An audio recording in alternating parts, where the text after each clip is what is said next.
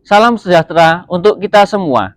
Shalom, nama saya Agung Kristanto, mengajar di SMAN 1 Kedunggalar, Kecamatan Kedunggalar, Kabupaten Ngawi, Provinsi Jawa Timur. Saya sebagai mahasiswa PPG BAD 2 tahun 2023 di STPK Santo Fransiskus Asisi Semarang.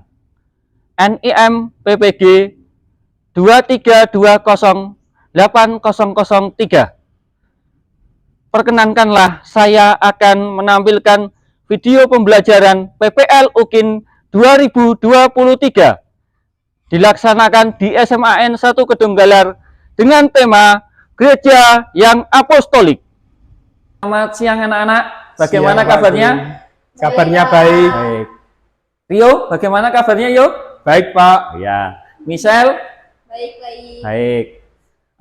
Febri? Baik, Pak. Tadi kita habis ulangan, ya toh? Ya. Nah, sekarang kita akan mengikuti pelajaran dengan tema Gereja yang Apostolik. Nah, bagaimanakah Gereja Apostolik itu? Nanti kita akan pelajari bersama dalam pertemuan pada hari ini. Sebelum mengawali pertemuan pada hari ini, baik anak-anak, rileks saja. Nah, kita rileks saja, ya. Kita awali dengan sebuah doa. Mari kita buka dengan doa anak-anak, dalam nama Bapa dan Putra dan Roh Kudus. Amin. Mari kita doakan bersama-sama. Ya Tuhan yang baik, yang maha baik, melalui iman para rasul-Mu, Engkau telah membuatkan ajaran iman bagi para rasul-Mu untuk menjadi wadah yang kokoh, iman yang kuat, iman yang merasul dan menjadi saksi.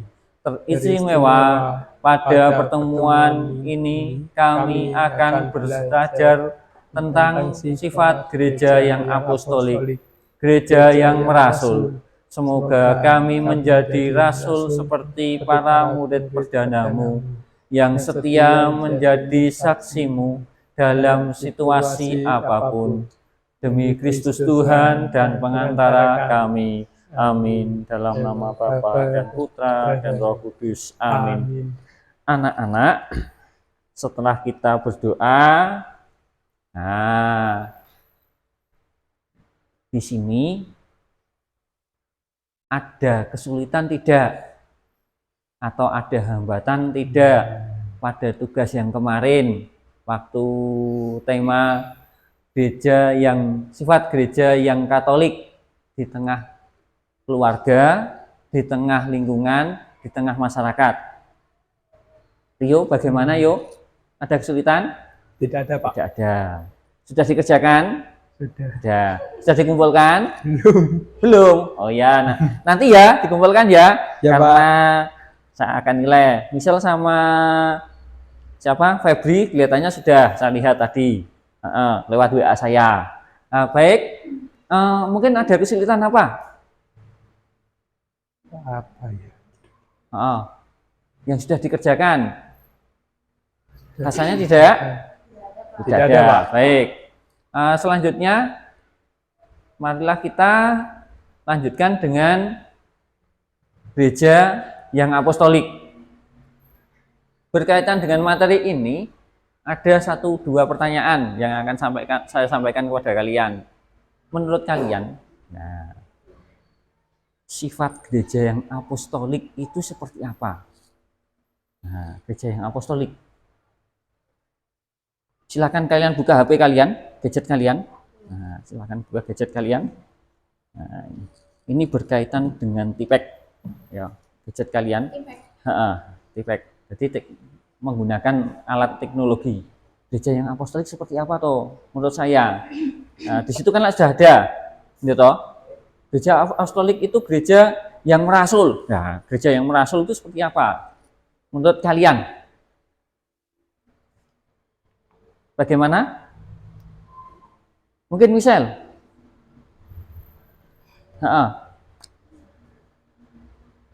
Yang ditemukan apa? Apa tadi, Pak? Gereja yang apostolik. Gereja yang didirikan Wes itu dulu ya. Nah, gereja yang didirikan oleh para rasul. Para rasul. Nah, para rasul itu siapa saja? Nah, tentu saja Rasul Kristus ada berapa? Yang pertama 12. Nah, iya toh. Iya toh. Nah, yang pertama Simon Petrus, ya toh. Itu menjadi paus yang pertama. Nah, kalau dalam gereja Katolik itu seperti itu, ya. Nah, itu nantinya paus yang pertama itu Simon Petrus. Ya. Tuh. Nih, satu. Yang kedua, bagaimana mewujudkan keapostolikan dalam hidup sehari-hari. Nah, kalau kita sudah merasul, ya berarti kita kaitannya dengan siapa saja. Kalian punya sahabat, kalian punya teman. Punya. Nah, bagaimana rasanya punya teman, punya sahabat? Nah, hubungannya dengan mewujud nyatakan keapostolikan dalam kehidupan sehari-hari berarti kita bagaimana? Mencintai sahabat kita seperti diri kita sendiri ya? Seperti itu ya. Akhirnya kita kan menemukan toh bahwa saya itu menjadi Rasul Kristus itu harus juga meneladani siapa? Bukan. Yesus sendiri. Nah, itu ya? Ya. Tuh. Untuk memahaminya sifat-sifat gereja Katolik itu sifat-sifat yang Katolik kita kemarin itu sudah membahasnya. Marilah sekarang kita lanjutkan dengan gereja yang apostolik. Ini tujuannya. Yang pertama itu memahami sifat gereja yang apostolik. Tadi kan sudah kita awali loh. Seperti apa? Ini baru seperti apa ya? Terus kemudian bagaimana keapostolikan itu terjadi.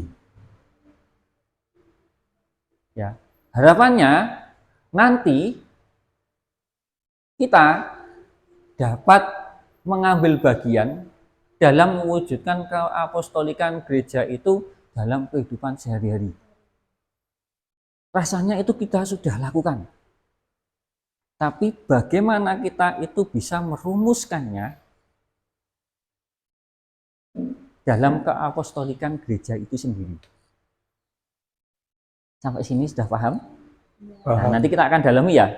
Ada peran siapa nanti? Nah, di sini akhirnya nanti kalian diajak untuk mendeskripsikan sifat gereja yang apostolik. Nah, kemudian yang ketiga menyebutkan berbagai tradisi gereja yang menunjukkan ciri-ciri yang apostolik apa saja.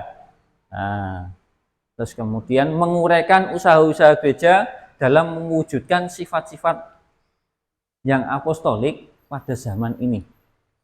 Ini nanti yang kita akan bahas, anak-anak. Baik, anak-anak. Hari ini kita akan melihat sebuah video ini dulu. Yang pertama itu siapa yang mendirikan gereja? Siapa yang mendirikan gereja Katolik? Guys, ada begitu banyak gereja Kristen di muka bumi ini. Salah satunya adalah gereja Katolik. Nah, siapa pendiri gereja Katolik? Gereja Katolik adalah satu-satunya gereja yang didirikan Tuhan Yesus di atas sang batu karang, yaitu Santo Petrus. Dalam Injil Matius yang diwartakan kepada kita minggu ini menggambarkan kisah kala itu. Santo Petrus bersaksi tentang pribadi Yesus yang adalah Mesias, anak Allah yang hidup. Mendengar kesaksian iman yang begitu besar, Tuhan Yesus pun mengatakan bahwa kesaksian ini bukanlah berasal dari manusia tetapi dari Bapa. Dan di saat itulah Tuhan kita mendirikan gerejanya. Gereja itu siapa? Bukan sebuah bangunan, melainkan persekutuan orang-orang yang percaya kepadanya. Dan Tuhan berjanji bahwa alam maut tidak akan menguasai gereja yang didirikannya. Tuhan Yesus pun memberikan kepada Santo Petrus kunci kerajaan surga, yaitu kuasa mengikat dan melepaskan yang nyata dalam sakramen tobat. Lebih dalam, Katekismus Gereja Katolik menjelaskan bagaimana Tuhan mendirikan gerejanya yang mula-mula didirikan di atas para rasul dengan Petrus sebagai pemimpin. Kedua-belas rasul Tuhan ini mewakili kedua-belas suku bangsa Israel dan dengan demikian merupakan batu-batu dasar Yerusalem baru. Santo Petrus menjadi paus pertama Gereja Katolik dan melalui tabisan, kuasa yang sama dari Tuhan Yesus yang diberikan kepada Santo Petrus diturunkan tanpa putus. Paus Fransiskus adalah paus ke-266 yang menjadi pemimpin Gereja Katolik sekaligus pemimpin para rasul, yaitu uskup-uskup di seluruh dunia. Jadi, Tuhan Yesuslah yang mendirikan Gereja Katolik dan Santo Petrus adalah rasul yang diangkatnya untuk menjadi pemimpin atas gerejanya. Bangga menjadi Katolik. Thank you for watching and God bless you. Untuk video yang kedua, Hai semuanya, belajar iman Katolik lebih dekat yuk. Hari ini aku mau menjelaskan tentang salah satu ciri gereja kita, yaitu gereja yang apostolik. Nah, seperti kita ketahui bahwa gereja kita itu memiliki 4 ciri. 1, kudus, katolik, dan apostolik. Hari ini aku jelasin tentang apostoliknya ya. Nah, apostolik ini artinya Tuhan Yesus telah mempercayakan pengajarannya kepada para rasulnya dan juga penerus-penerusnya. Tuhan Yesus telah memberikan batu penjurunya kepada Rasul Petrus, di mana Rasul Petrus itu kalau kita perhatikan di Alkitab banyak sekali loh disebutkan. Dan bahkan para rasul yang lain melihat Rasul Petrus sebagai pemimpin mereka. Kita juga bisa lihat dalam cerita Pentakosta di mana Roh Kudus turun dan juga sampai beribu-ribu orang yang bertobat dan mereka bisa mengerti dalam berbagai bahasa loh. Nah, siapa sih penerus rasul-rasul? Nah, penerus rasul-rasul pada zaman sekarang ini adalah para bapak uskup, bapak kardinal, paus, dan juga romo kita yang ada di paroki. Dengan penyertaan Allah Roh Kudus, mereka bisa membantu kita mengilhami isi sabda Tuhan yang dibacakan pada saat Ekaristi, teman-teman. Nah, dasar dari pengajarannya itu ada 3 sebenarnya, teman-teman. Iman, harapan, dan kasih. Aku akan jelasin lagi di video selanjutnya ya, teman-teman. Di sini aku masih belajar. Jadi kalau misalkan ada saran, kritik, dan juga masukan buat aku, boleh ya di chat. Sampai jumpa.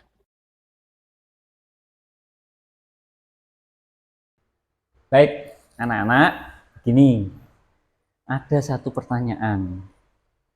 Kita kembali lagi dari kedua video tadi, dari kesimpulan kalian yang kalian dapatkan.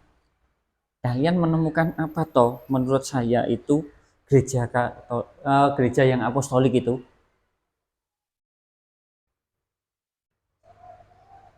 Satu, Febri tadi menemukan apa? Bahwa gereja yang apostolik itu ternyata didirikan oleh Kristus sendiri, Yesus sendiri. Kemudian siapakah Petrus? Terus kemudian sampai sekarang diteruskan oleh Paus Fransiskus. Paus Fransiskus. Paus yang ke-200 berapa? 66. Ya toh? Ya. Nah, ketemu toh akhirnya. Nah, Ya. dari sini kemudian ada kesimpulan dari video tadi, kedua video tadi, kalian menemukan kesimpulan apa? Nah, dari gereja yang apostolik. Kata kuncinya saja. 1, Yesus. 2, para rasul. Ada kata Roh Kudus tidak? Ada. Ya? Ada Roh Kudus. Berarti ketiga kata kunci ini kita pegang dulu. Hubungannya Yesus dengan para rasul dengan Roh Kudus. Ini apa? Bahwa Yesus itu kemudian mengutus para rasul, ya toh, Santo Petrus menjadi pemimpin gereja, kemudian Heeh. Diteruskan oleh para uskup paus ya. Ya. Terus kemudian dengan kaya Roh Kudus inilah gereja itu tumbuh dan berkembang sampai Sekarang. meskipun terpecah banyak, tetap gereja itu satu. Satu. Oke? Ketemu? Ini gereja yang apostolik dulu. Oke, dasarnya dari para rasul ya, Nak ya. Kita pegang itu dulu. Baik anak-anak, mari kita sekarang berdiskusi. Sebelum berdiskusi, saya minta tolong kalian membaca secara bergantian, ya. Sambil berdiskusi nanti membaca bergantian ya. Ya. Terus kemudian setelah itu pertanyaannya begini. Dalam diskusi itu ya, dalam diskusi itu pertama, apa yang dikisahkan pada berita tahbisan Uskup Tanjung Selor MGR Paulinus Yan Ola MSF. Kemudian yang kedua, apa yang dibacakan dan diperlihatkan Duta Besar Vatikan untuk Indonesia MGR Monsinyur Pero Pipo. Terus yang C itu apa yang disampaikan Monsinyur Paulinus setelah ia ditahbiskan. Yang keempat itu dari cerita tahbisan ini apa yang kalian ketahui tentang gereja yang apostolik. Oke. Baik, silahkan kalian membentuk sebuah kelompok. Ayo, enggak apa-apa. Rio geser ke sini. Ya. Oke. Pastor Paulinus Yan Ola Monsinyur resmi menjadi Uskup Tanjung Selor. Tahbisan Episkopal Pastor Paulinus berlangsung di Lapangan Agatis, Kabupaten Bulungan, Kalimantan Utara. Sabtu tanggal 5 bulan 5, Uskup Agung Samarinda. Sebelumnya sebagai Uskup Tanjung Selor, MGR Justinus Harjo Susanto, Monsinyur menjadi pentahbis utama Pastor Paulinus, sementara sebagai pentahbis pendamping adalah Uskup Banjarmasin, MGR Petrus Bodeng Timang, dan Uskup Palangkaraya, MGR Aloysius Sutrisnaat Maka, Monsinyur. Pada kesempatan itu hadir pula Duta Besar Vatikan untuk Indonesia, MGR Piero Pipo. MGR Pipo memperlihatkan dan membaca surat resmi dari Paus Fransiskus ihwal penunjukan Pastor Paulinus sebagai Uskup Tanjung Selor. Dalam sambutannya, MGR Paulinus mengucapkan terima kasih kepada semua yang telah hadir dan mendoakan untuk acara tahbisannya. Kita berkumpul di tempat ini karena Tuhan telah berkenan memilih saya, hambanya yang hina ini, untuk bekerja di kebun anggurnya. Keuskupan Tanjung Selor, tuturnya. Kehadiran MGR Paulinus menjadi berkat sekaligus memberi harapan bagi seluruh umat Keuskupan Tanjung Selor. Ini merupakan bentuk jawaban Tuhan atas para pendahulu akan dilanjutkan melalui pengabdian kami di Keuskupan ini, Tanjung Selor. Selanjutnya, baik anak-anak, setelah kalian tadi membaca artikel tentang judul apa Nak? Tadi judulnya Tahbisan Uskup Tanjung Selor, MGR Paulinus Yan Ola MSF, ya. Saatnya kalian sekarang diskusi dari pertanyaan keempat pertanyaan tadi. Yuk, silahkan diskusi. Nah, Rio gabung dengan Michelle dengan Febri. Yuk, silahkan diskusi. Yang pertama jawabannya apa, kedua jawabannya apa, ditulis dulu ya Nak ya. Setelah itu Pak. dipresentasikan ya. Ya Pak. Oke. Yuk silahkan dijawab yang nomor 1 sampai nomor 4 ya. A, B, C, D, E itu ya. Ya Pak. Ya. Siapa yang mencatat Nak? Saya. Febri, ya, Pak. Michelle. Oh, Febri ya? Ya. Catat. Yuk. Rio yang nomor berapa? Febri yang nomor berapa? Yes. soalnya Apa yang dikisahkan pada berita tahbisan Uskup Tanjung Selor, MGR Paulinus Yan Ola F MSF. Itu tadi di buku tuh yang dijelasin Pak Agung, Empat. ya yang gue catet ya. Pentasian uskup baru di Keuskupan Tanjung Selor. Apa? Pertasian Pentabisan. pertabisan. Bisa. Oh, pertabisan uskup baru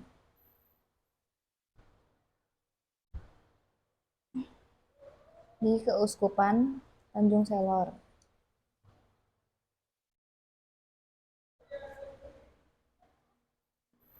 Terus yang nomor 2. Apa nomor 2? Apa yang dibacakan dan diperlihatkan Duta Besar Vatikan untuk Indonesia, MGR Europe People. Rio, kamu ketemu nggak? Cari dong. Ini loh ada. Apa-apa? Coba. Nah, ini Pemberian ketemu. Surat resmi dari Paulus. Ya, surat resmi Bapak dari Paus. Bapak Paus. Fransiskus Iqbal menunjukkan Iqbal Pastor Paulinus sebagai uskup yang baru. Ya, itu. Baik, di sini saya dan teman-teman saya akan menyampaikan jawaban dari hasil diskusi kami yang akan dibacakan oleh Febri dan Rio. Baik, pertanyaan pertama. Apa yang dikisahkan pada berita tahbisan Uskup Tanjung Selor, MGR Paulinus Yan Ola M.C. Yang dikisahkan adalah penahbisan uskup baru yang di Keuskupan Tanjung Selor. Pertanyaan nomor 2. Apa yang dibacakan dan diperlihatkan Duta Besar Vatikan untuk Indonesia, MGR Fiora Pico. Surat resmi dari Bapak Paus Fransiskus Iqbal menuntut Pastor Paulinus sebagai uskup yang baru. Baik, pertanyaan selanjutnya akan dibacakan oleh Rio. Untuk pertanyaan yang ketiga, apa yang disampaikan MGR Paulinus setelah ia ditahbiskan? Ucapan terima kasih atas terpilihnya beliau sebagai uskup yang baru, bahwa kehadiran MGR Paulinus sebagai berkat sekaligus harapan bagi seluruh umat di Keuskupan Tanjung Selor. Untuk pertanyaan yang keempat, dari cerita tahbisan ini, apa yang kalian ketahui tentang gereja yang bersifat apostolik? Gereja yang bersifat apostolik adalah gereja yang didirikan atas dasar para rasul dalam 3 macam arti. 1. Gereja ini tetap dibangun atas dasar para rasul dan para nabi. Kedua, gereja ini didirikan atas saksi-saksi yang dipilih dan diutus oleh Kristus sendiri. Ketiga, gereja ini menjaga ajaran warisan iman serta pedoman-pedoman sehat para rasul dan penerusnya. Sudah. Baik, itu jawaban dari diskusi kami bertiga. Sekian dari kami. Terima kasih. Terima kasih. Baik, terima kasih anak-anak atas presentasinya. Tepuk tangan untuk kita semua. Baik, penjelasannya begini. Dari pertanyaan 1 sampai 4 tadi, bahwa simpulannya itu dalam kisah berita tahbisan Uskup Tanjung Selor mengucapkan terima kasih kepada umat untuk hadir dan mendoakan pada acara tahbisannya. Karena rahmat Tuhan bahwa Uskup Paulinus bersaksi bahwa Tuhan telah berkenan memilih dirinya. Tadi kan sudah disampaikan di pertanyaan yang keberapa, Nak? Kedua.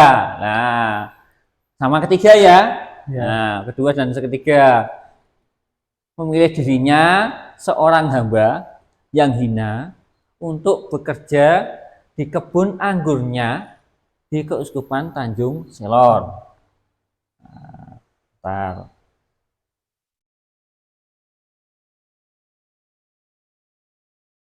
yang sebelumnya, dalam setiap acara tahbisan uskup dimanapun di seluruh dunia pasti ada duta besar Vatikan atau yang mewakilinya untuk membacakan penetapan oleh Sri Paus untuk calon uskup yang baru. tadinya Pastor Paulinus menjadi uskup yang baru, ya, menjadi Monsinyur siapa, Dik? Paulinus. Monsinyur Paulinus. Ya, dari situlah Paus sebagai kepala gereja universal, penerus tahta Santo Petrus, sesuai dengan kedudukannya menunjuk seorang imam. Ya, imamnya siapa? Pastor Paulinus, ya, menjadi gembala gereja lokal keuskupan. Tuh, nah ya. Nah, sekarang kita lanjutkan, kita menggali dari sumber kitab suci. Nah, dari sumber kitab suci ini, bentar. Kita ambil dari Injil Matius bab 28 ayat 19 sampai 20. Saya bacakan, nanti setelah itu kalian berdiskusi bersama dengan saya, ya. Ini Matius bab 28 ayat 19 sampai 20. Karena itu, pergilah, jadilah semua muridku dan baptislah mereka dalam nama Bapa dan Anak dan Roh Kudus, dan ajarlah mereka melakukan segala sesuatu yang telah kuperintahkan kepadamu, dan ketahuilah aku menyertai kamu senantiasa kepada akhir zaman. Dari kutipan ayat ini, menurut kalian, pertama, di sini ada pertanyaan,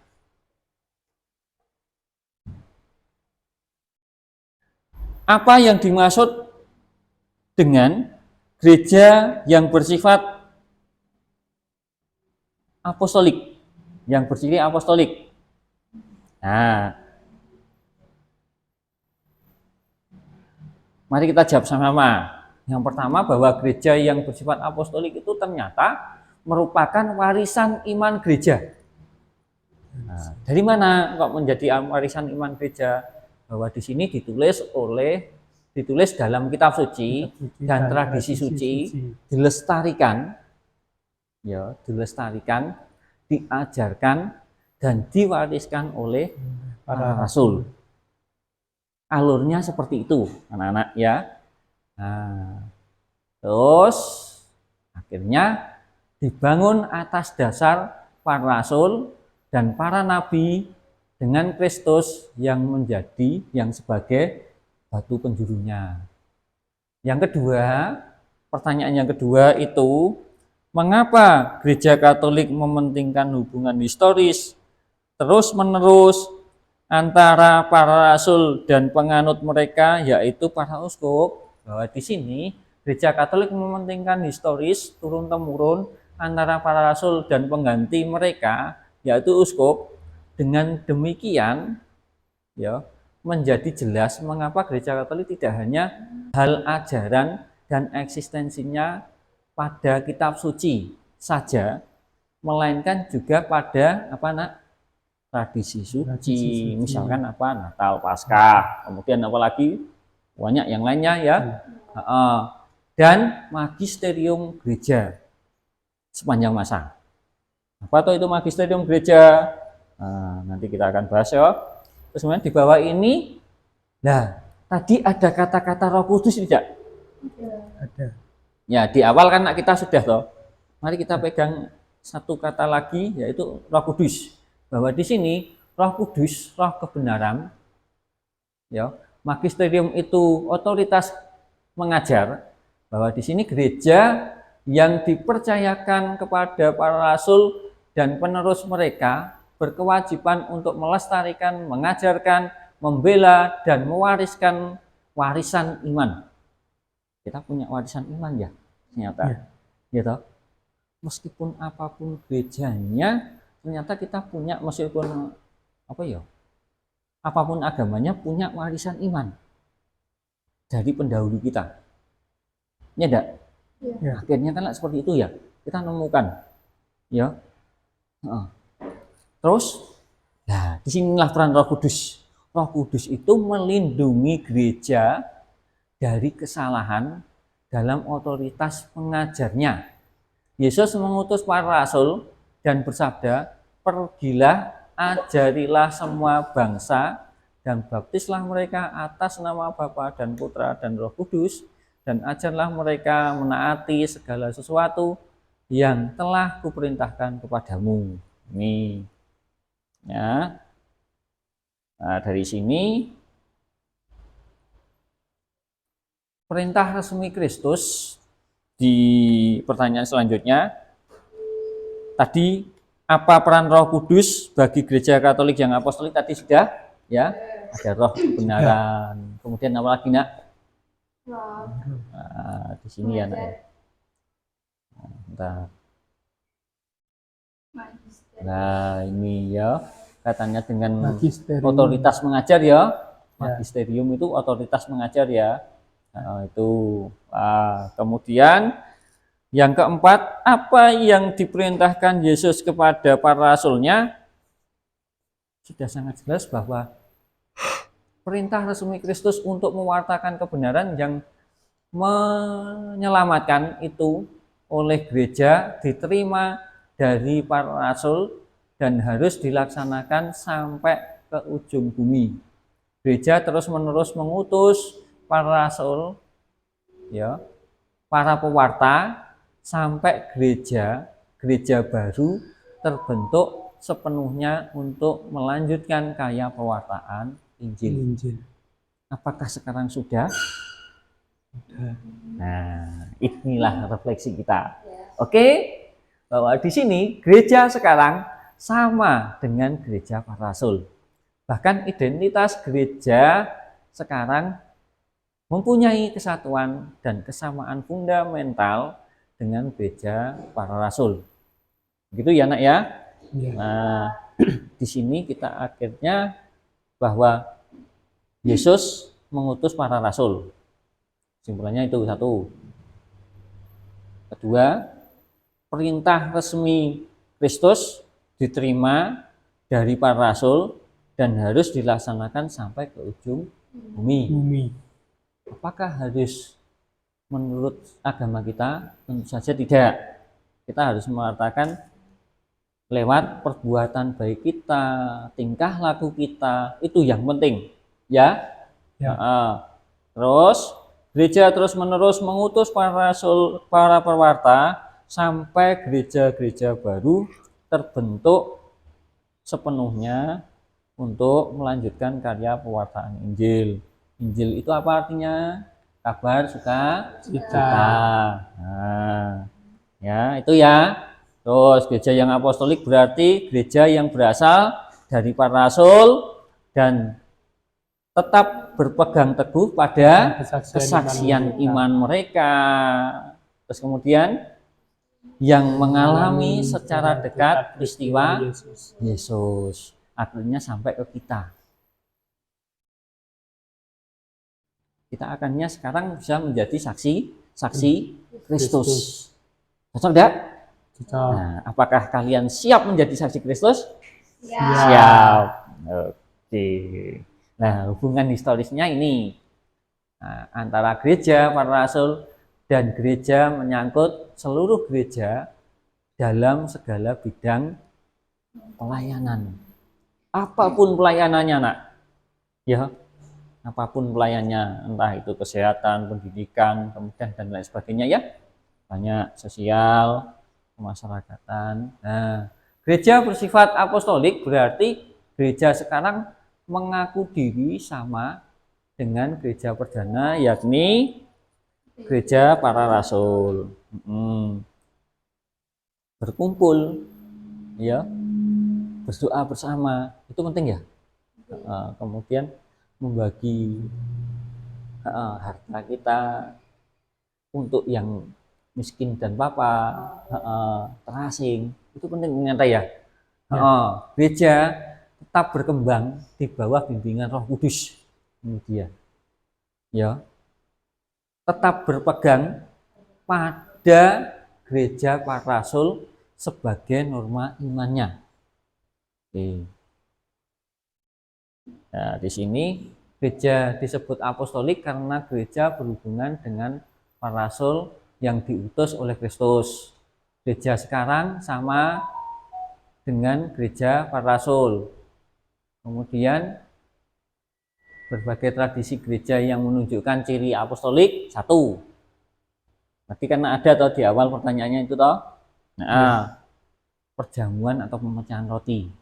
Di dalam gereja kalian tentu ada ya. Ada. Ya, ada. Dalam gereja Katolik ada perayaan Ekaristi. Nah, pembaptisan. Ada ya? Ada. Ada. Terus kemudian doa bersama, ajaran-ajaran gereja, terus hierarki gereja. Nah, ini berkaitan dengan uskup, imam, sama diakon. Kemudian luas lagi, ya. Ya. Tuh, oke. Nah, usaha gereja dalam mewujudkan sifat gereja yang apostolik bagaimana? Ini dia, setia mempelajari Injil, sebab Injil merupakan iman gereja. Dari siapa? Para rasul. Itu juga ya penting bagi kita ya. Iya. Terus kemudian menafsirkan dan mengevaluasi situasi konkret kita dengan iman gereja yang dengan gereja para rasul. Terus setia dan loyal kepada hierarki sebagai pengganti para rasul. Oke. Nah, sekarang begini anak-anak. Nah, mari kita melihat pemilihan Paus Fransiskus ya di sebuah YouTube. Nah, dari sebuah YouTube.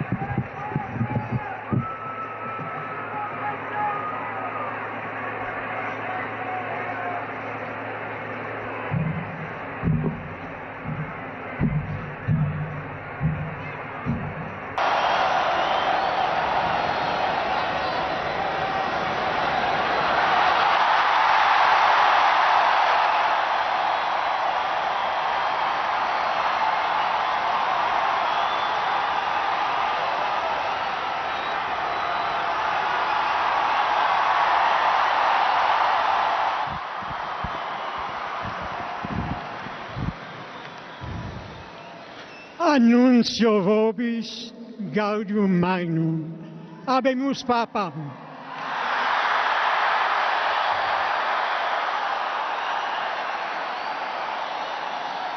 Eminentissimum ac reverendissimum Dominum Georgium Marium, Sancte Romane Ecclesiae Cardinalem Bergoglio, qui sibi nomen imposuit Franciscum.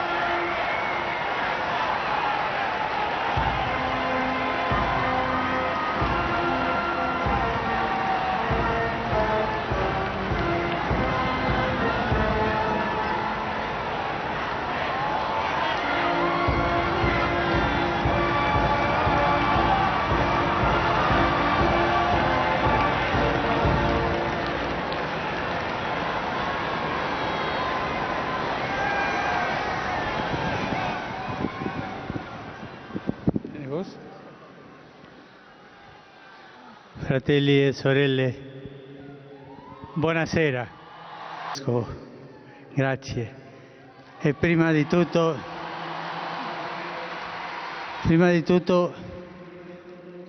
vorrei fare una preghiera per il nostro Vescovo emerito, Benedetto XVI.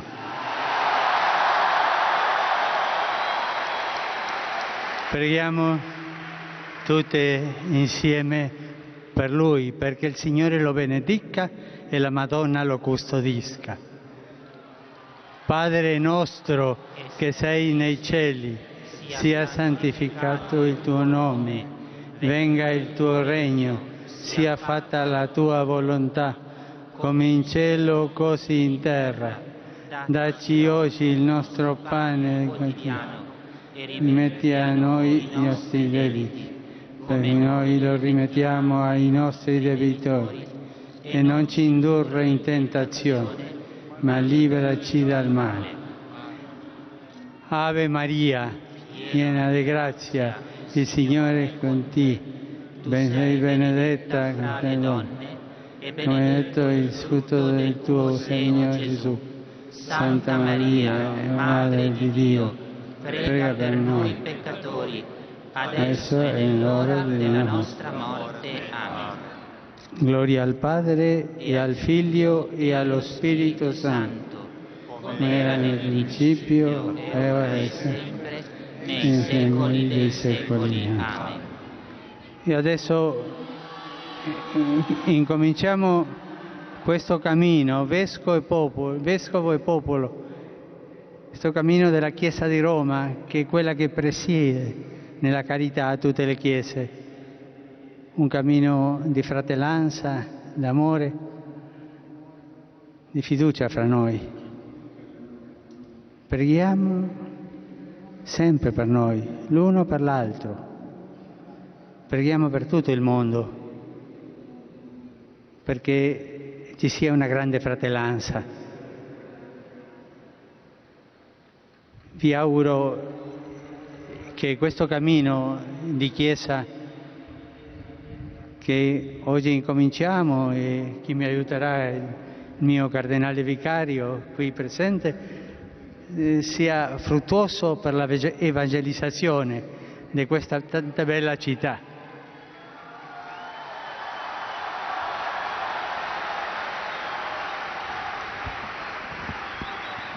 E adesso vorrei dare la benedizione, ma prima vi chiedo un favore. Prima che il Vescovo benedica il popolo, vi chiedo che voi pregate al Signore perché mi benedica la preghiera del popolo, chiedendo la benedizione per il suo Vescovo. Facciamo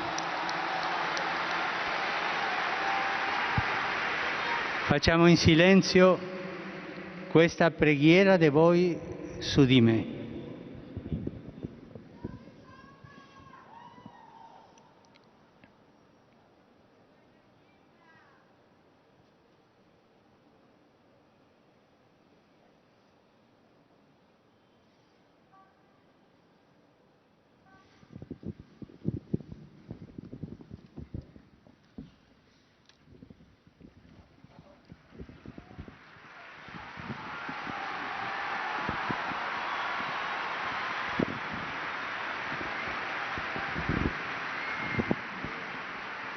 Il Santo Padre Francesco, a tutti i fedeli presenti e a quelli che ricevono la sua benedizione a mezzo della radio, della televisione e delle nuove tecnologie di comunicazione, concede l'indulgenza plenaria nella forma stabilita dalla Chiesa. Preghiamo Dio Onnipotente perché conservi a lungo il Papa a guida della Chiesa e conceda pace e unità alla Chiesa in tutto il mondo.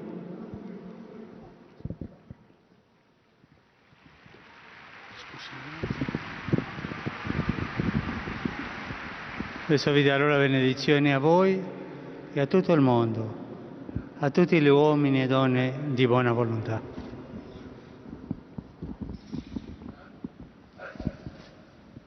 Sancti Apostolis Petrus et Paulus, de quorum potestate et autoritate confidimus, ipse intercedant pro nobis ad Dominum. Amen. Precibus et meritis Beate Mariae Semper Virginis, Beati Michaelis Arcangeli, Beati Ioannis Baptiste, et Sanctorum Apostolorum Petri et Pauli et omnium sanctorum. Miserator vesti omnipotens Deus, et dimissis omnibus peccatibus vestis, perducat vos, Iesus Christus, ad vitam aeterna. Amen. Indulgentiam, absolutionem et remissionem omnium peccatorum vestrorum, spatium vere et fructuose penitentiae, cor semper penitens, et emendationem vitae, gratiam et consolationem Sancti Spiritus, et finalem perseverantiam in bonis operibus trigo ad vobis, omnipotens et misericors Dominus. Amen. Et benedictio Dei omnipotentis, Patris, et Filii, et Spiritus Sancti, descenda super vos, et maniat semper. Amen.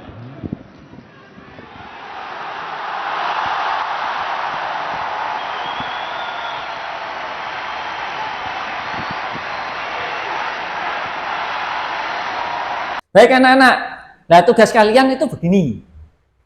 Nah, di sini silahkan kalian membuat refleksi keapostolikan gereja. Bisa dalam bentuk satu, buat renungan. Ya. Kedua, bisa dalam bentuk doa. Doa untuk umat, gitu. Doa untuk uskup, doa untuk Bapak Paus dan lain sebagainya ya. Tuh. Tapi berkaitan dengan gereja yang apostolik loh ya. Terus bisa buat puisi. Nah, puisi ya, misalkan. Gereja apostolik. Itu dan lain sebagainya. Bisa dengan wujud misalkan menggambar gereja yang apostolik itu seperti apa. Misalkan bangunan, kemudian banyak orang-orang di dalamnya, kemudian di atasnya mungkin di tab selanjutnya ada para rasul, uskup, kemudian dan lain sebagainya. Nah, itu dia. Mereka bergabung jadi satu. Tapi tidak bertingkat, tapi dibuat lingkaran. Nah, ini misalkan gerejanya, kemudian sininya ada paus, ada uskup, ada dan lain sebagainya. Ya, ada umat. Nah, itu. Bisa membayangkan? Bisa. Baik. Mari kita lanjutkan dengan materi selanjutnya. Oh ini ternyata kita mau selesai ya. Tugas di rumah ini anak-anak. Nah, buatlah rencana aksi. Tadi kan sudah saya terangkan toh ya. Nah, ini dia doa pribadi atau doa bersama di dalam keluarga, ya, atau bersama umat di lingkungan, ya, atau dalam perayaan Ekaristi. Wes, rencana aksinya itu. Nah ini sebagai tugas kalian nanti di rumah. Pertanyaannya satu, ya. Besok dikumpulkan ya. Ya. Oke. Jelaskan arti gereja yang apostolik. Tadi kan sudah saya jelaskan, ya. Nah, itu menurut Injil Matius bab 28 ayat 16 sampai 20. Kemudian jelaskan arti sifat gereja yang apostolik menurut ajaran Konsili Vatikan kedua dari AG artikel 5. Terus kemudian yang ketiga, sebut dan jelaskan berbagai tradisi gereja yang menunjukkan keapostolikan gereja. Bukan keapostolog, ya itu apostolik ya, keapostolikan gereja ya. Itu. Terus kemudian yang keempat itu jelaskan usaha-usaha, bukan usaha-usahi, usaha-usaha gereja dalam mewujudkan sifat kekatolikannya pada zaman ini. Nah, sifatnya di mana? Banyak loh ya. Terus kemudian sebut dan jelaskan contoh keterlibatan konkretmu sebagai Rasul Kristus ya dalam hidup sehari-hari. Misalkan saya membantu teman saya, ya, kemudian dan lain sebagainya ya. Ya. Misalkan kalau ada temannya yang sakit itu dijenguk, ya toh, dibantu, dilayani. Kasih makan. Ya, kalau misalkan lapar, tidak punya uang, kan bisa tuh ya. Nah, itu ya. Nah, ini mari kita doa penutup, Nak. Yuk, kita tutup dengan doa ya. Ya. Kita akhiri pertemuan kita pada hari ini, siang hari ini. Setelah itu istirahat, makan, ya. Oke? Oke. Oke. Mari kita tutup dengan doa. Dalam nama Bapa dan Putra dan Roh Kudus. Amin. Kita doakan bersama-sama anak-anak. Terima kasih ya Bapa atas pesertaan-Mu dalam pertemuan kami hari ini. Kami telah memahami rencana penyelamatan-Mu untuk seluruh umat manusia melalui gereja. Juga penyelamatan-Mu atas kami yang berpangkal pada tradisi para rasul. Kami mohon ya Bapa, jadikanlah kami pewarta-pewarta kabar sukacita di tengah masyarakat kami, agar setiap orang menemukan kebahagiaan sejati baik di dunia ini maupun dalam kemuliaan kekal nanti. Demi Kristus Tuhan dan pengantara kami. Amin. Dalam nama Bapa dan Putra dan Roh Kudus. Amin. Terima kasih anak-anak. Selamat siang. Selamat siang. Oke.